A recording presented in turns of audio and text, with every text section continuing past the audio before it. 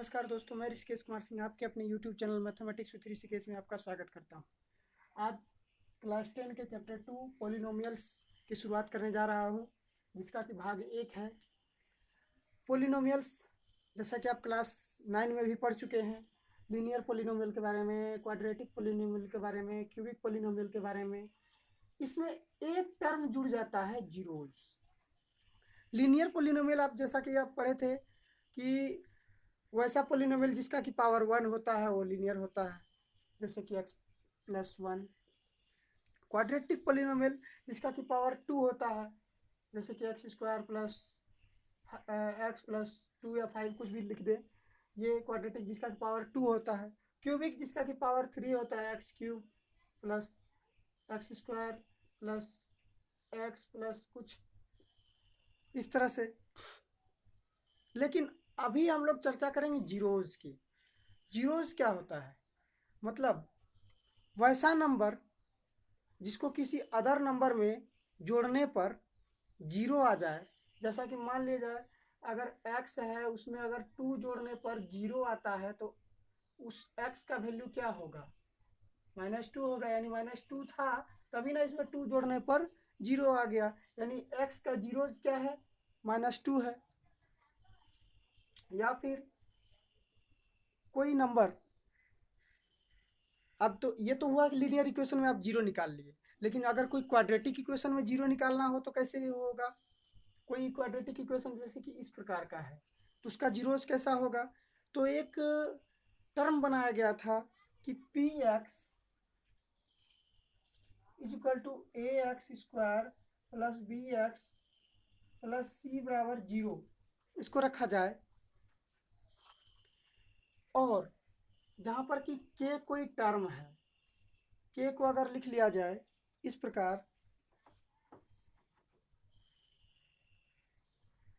कि x - alpha, alpha कोई मान लीजिए, ये ऐसे लिखा जाए, इसको ऐसे लिखा जाए कि a² है और ये b जो है ये अल्फा प्लस बीटा है, अल्फा प्लस बीटा है into x plus alpha into beta है, जहाँ पर कि अल्फा प्लस बीटा = b और अल्फा इंटू बीटा = c, और अल्फा बीटा कोई नंबर है। ठीक है।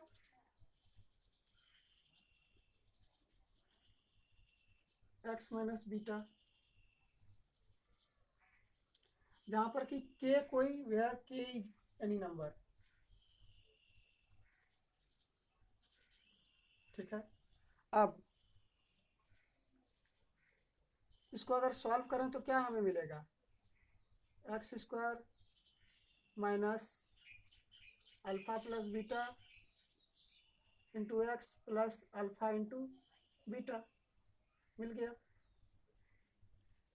ठीक है। लेकिन इतने में ही हमारा काम नहीं हुआ। देखिए, अब यही इक्वेशन को मैंने इस टर्म में लिखने की कोशिश की कि अगर k तो सबके साथ मल्टीप्लाई है, मान लीजिए k(x² माइनस k इंटू, हमने इस प्रकार इसको लिखा कि अगर kx² है माइनस k है a+b इंटू एक्स प्लस के a+b, अगर इसको a मान लिया जाए, इसको b मान लिया जाए, इसको c मान लिया जाए, तो ये इस प्रकार होगा। x² का कोफिशिएंट a और x का कोफिशिएंट -ka+b और उनका मल्टीप्लिकेशन जो 1 है यानी c है, उनका कोफिशिएंट इतना निकल गया। और मैंने इसलिए ऐसा किया ताकि जैसे कि इसको सॉल्व करने के लिए हम x को फ्री करने के लिए, हम x² को फ्री करने के लिए a से भाग दे सकते हैं, सब जगह a से भाग दे देंगे तो हमारा x² फ्री हो जाएगा। तो वो ये समीकरण इस प्रकार दिखेगा, x² + b/ax + c/a = 0। तो हमारा सम ऑफ जो जीरो है वो इस तरह से दिखेगा, कोफिशिएंट ऑफ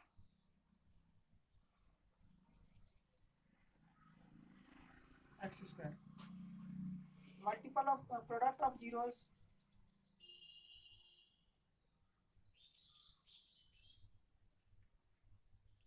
c/a, जो कि कोफिशिएंट कांस्टेंट होगा, यानी कांस्टेंट टर्म होगा, कांस्टेंट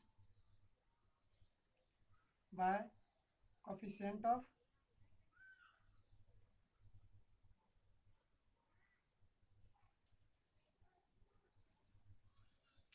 बात कहाँ से निकली आप इसको समझिए। कोई क्वाड्रेटिक इक्वेशन है p x is equal to a x square plus b x plus सी।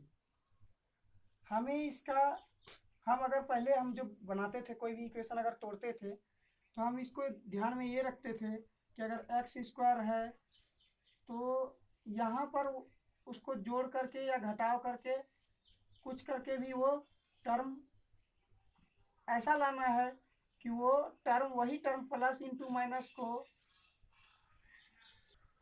इस बात को समझना होगा कि अगर ए एक्स स्क्वायर है बी एक्स प्लस सी है तो मिडिल टर्म में कुछ भी प्लस कीजिए या फिर माइनस कीजिए, वो वही प्लस और माइनस यहाँ पर आ जाना चाहिए। हम लोग बचपन से इसको तोड़ते आ रहे हैं, उसी चीज़ को हमने एक जीरोज को अल्फा मान लिया, दूसरे वाले को बीटा मान लिया, तो अल्फा प्लस बीटा एक्स होना चाहिए यहाँ पर बी का वैल्यू, और अल्फा इंटू बीटा होना चाहिए यहाँ सी का वैल्यू। उसी के लिए हमने के कोई एनी नंबर लिया और इसके जगह पे एक्स माइनस अल्फा और एक्स माइनस बीटा, यानी कि हम पहले एक सॉल्व करते थे एक्स माइनस ए इंटू एक्स माइनस बी का फॉर्मूला लगता था पहले कि एक्स स्क्वायर प्लस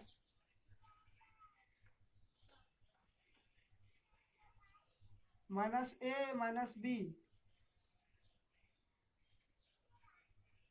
अब इसमें प्लस करेंगे बीच में, ऐसे समझिए, प्लस के टर्म को लेकर के समझिए।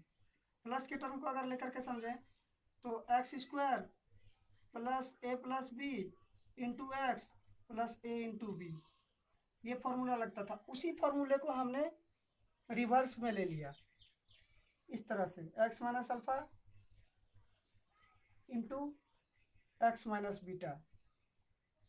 अब इसको तोड़ने पर पता चला कि x square minus alpha plus beta into x, यानी इसको अगर ये हो गया सम ऑफ जीरोज, ये हो गया प्रोडक्ट ऑफ जीरोज, और इस टर्म से सबको भाग दे देने पर हमें वो एग्जैक्ट वैल्यू मिल गया कि सम ऑफ जीरोज जो निकलेगा वो माइनस बी बाई ए करने पर निकल जाएगा, जो कोफिशिएंट ऑफ एक्स से होगा, और माइनस कोफिशिएंट ऑफ एक्स। वहीं प्रोडक्ट ऑफ जीरोज अगर आप निकालते हैं तो c by a constant term by coefficient of x square, इसीलिए ऐसा किया गया था। आशा करता हूँ आपको समझ में आ गया होगा। और यह चैप्टर 2 का पॉलिनोमियल का फर्स्ट पार्ट है। आगे भी इसके दूसरे पार्ट तीसरे पार्ट जितना तक पार्ट जाएगा उतना आता रहेगा। तब तक के लिए नमस्कार।